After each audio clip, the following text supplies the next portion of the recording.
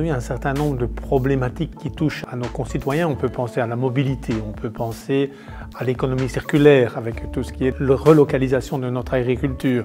On peut penser à la gestion d'un certain nombre de nos infrastructures.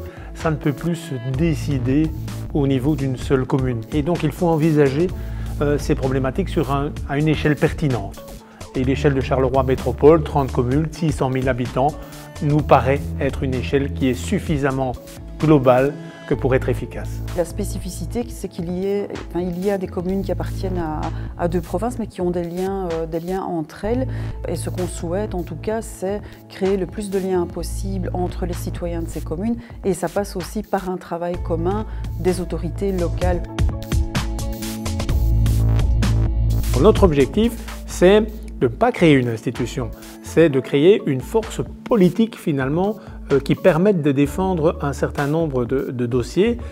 Et quand je dis politique, c'est au sens noble du terme, c'est pas uniquement avec les hommes et les femmes politiques qui composent Charleroi Métropole, mais c'est avec les forces vives, avec les forces sociales, avec les forces syndicales, avec les forces issues du monde de l'éducation ou de l'agriculture, de se dire, voilà, comment fait-on pour ensemble être plus efficace sans ajouter finalement une nouvelle structure.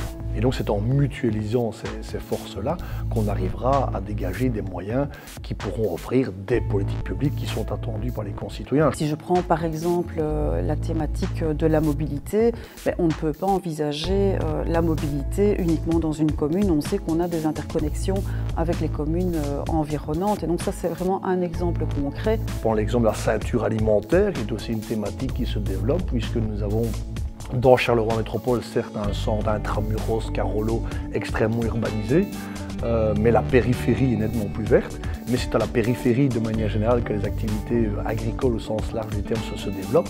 Et là, je pense qu'il y a moyen de matcher, comme disent les jeunes aujourd'hui. On parle beaucoup de circuits courts, on parle beaucoup de nourriture saine. Je pense que sur un territoire de vie de 600 000 habitants, on atteint alors une taille critique qui peut donner corps à des politiques publiques comme celle-là. Et petit à petit, depuis 2017, nous tentons de convaincre, et avec beaucoup de succès aujourd'hui, que finalement nous sommes plus forts ensemble. Et c'est un peu la devise de la Belgique, l'union fait la force.